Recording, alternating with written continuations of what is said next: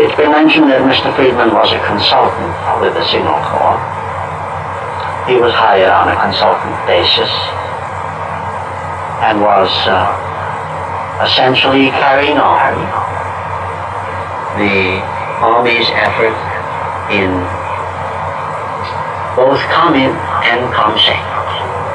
As an individual, he had one enlisted man working with him and one secretary.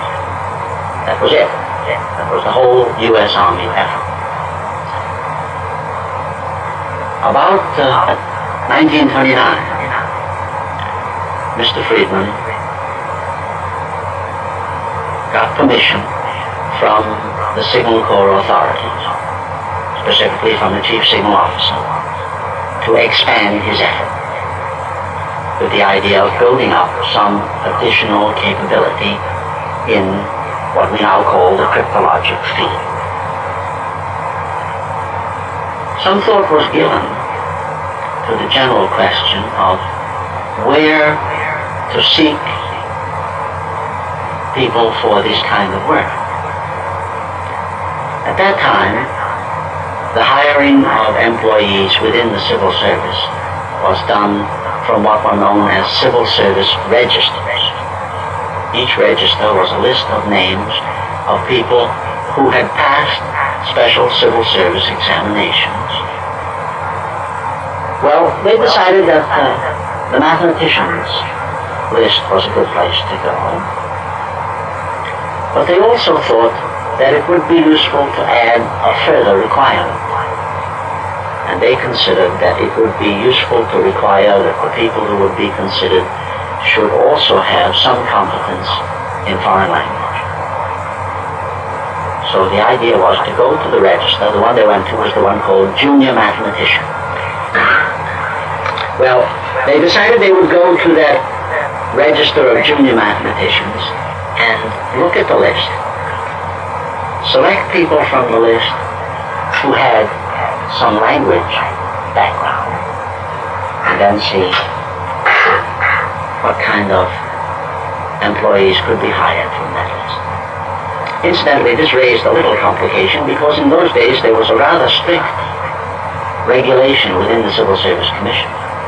And if any government agency wanted to hire a person from a register, no matter which one, the selection had to be made from among the top 3 on the register itself. And unless one of those top 3 was selected, very definite reasons had to be provided for the rejection of all 3 and for the permission to dip down any deeper into the list. Well, this was to some extent overcome because of the additional requirement of language which was imposed. And from that list, 3 names were selected. After an examination of records and I guess after some correspondence.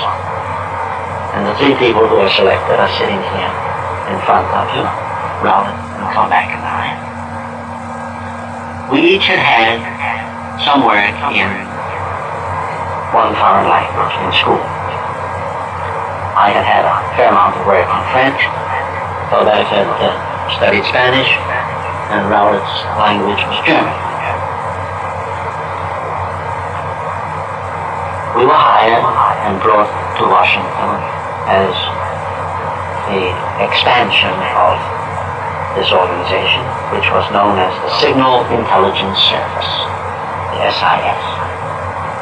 Our coming increased the size of the establishment to the grand number of 6.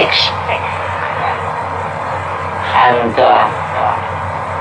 we were put in a specially favored position because we were brought in by Mr. Friedman, and we were at once put through what amounted to a very effective training